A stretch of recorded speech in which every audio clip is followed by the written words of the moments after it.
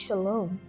உடனே அவர்கள் தங்கள் வலைகளை விட்டு அவருக்கு பின் சென்றார்கள். மார்க்கு 1:18.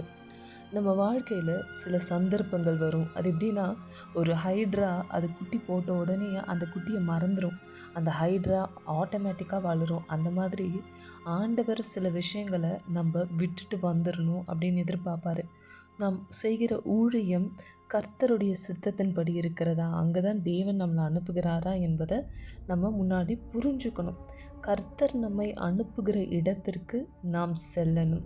அவர் வேண்டாம் என்று சொன்னால் அதை விட்டுடணும். ஏன்னா அது வேற யாருக்காவது ஆண்டவர் வச்சிருப்பார். ஸோ ஆண்டவர் நம்மளை வலைகளை விட்டு அவருக்கு பின் செல்ல அழைக்கிறார் என்பதை நாம் உணர்ந்து ஆண்டவருடைய பாதத்தில் காத்திருந்து அவர் என்ன செய்ய சொல்கிறாரோ அதன்படி நாம் செயல்படணும். கர்த்தருடைய நாமம் மகிமைப்படுகிறது. ஆமேன்.